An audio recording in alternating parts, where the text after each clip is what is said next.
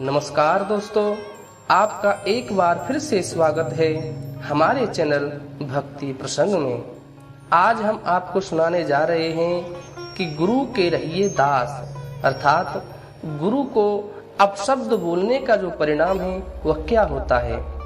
यदि आप हमारे चैनल पर नए हैं तो कृपया इस चैनल को जरूर सब्सक्राइब करें और बेल आइकन जरूर दबाएं। एक बार नारद जी भगवान विष्णु से मिलने के लिए उनके दिव्य धाम में पधारे।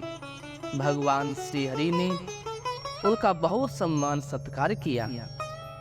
जब नारद जी भगवान श्री हरि से भेंट वार्ता करके जब वो वापस जाने लगे तो विष्णु जी ने श्री लक्ष्मी जी से कहा कि हे देवी, जिस स्थान पर नारद जी बैठे थे उस स्थान को गाय के गोबर से लीप दो।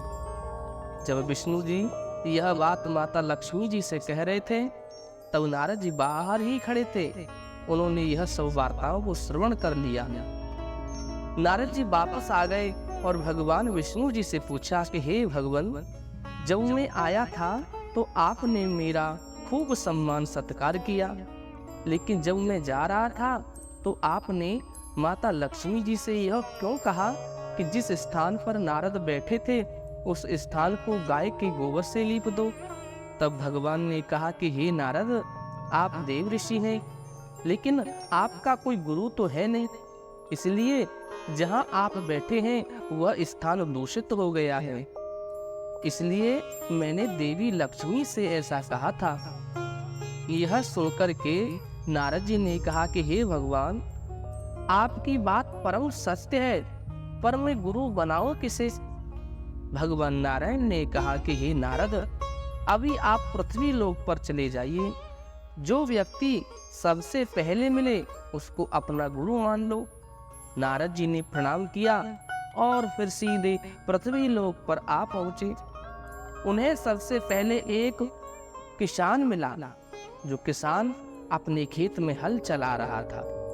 नारद जी उस किसान को देख करके वापस भगवान विष्णु के दिव्य धाम में गए और भगवान से कहा कि हे प्रभु, वो तो एक साधारण किसान है, वो तो कुछ जानता भी नहीं है, पर मैं गुरु उसे मानूं कैसे। तब यह सुनकर भगवान ने कहा कि नारद जी, अपना प्रण पूरा करो, मैं कुछ भी नहीं जानता था।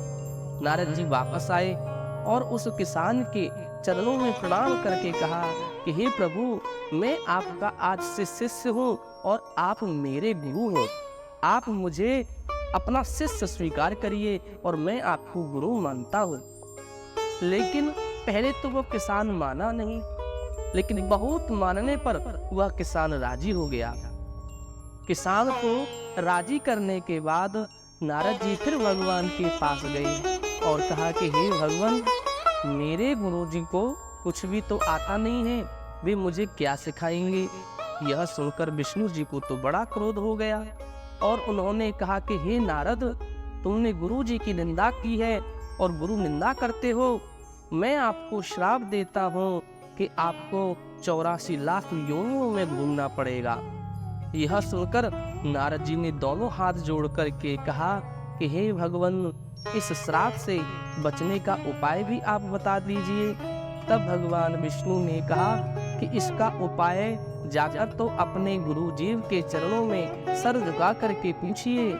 नारद जी ने सारी बात जाकर के अपने गुरुदेव को बताई।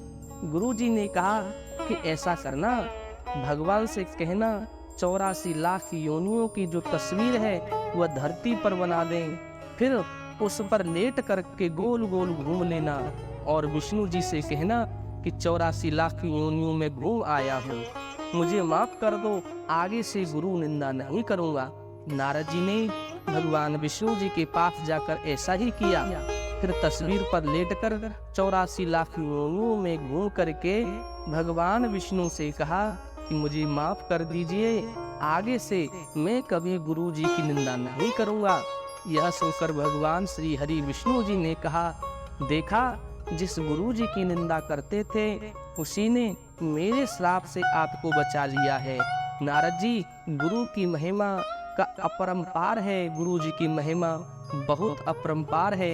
गुरु गूंगे गुरु बावरे, गुरु के रहिए दास, गुरु जो भेजे नरक को, स्वर्ग के रखिए आस। अगर आपको गुरु जी नरक में भी भेजते हैं तो समझ लीजिए उसमें आपका हित है, शायद स्वर्ग जाने का रास्ता वहीं से हो। इसलिए आज से कभी भी अपने गुरु जी की निंदा नहीं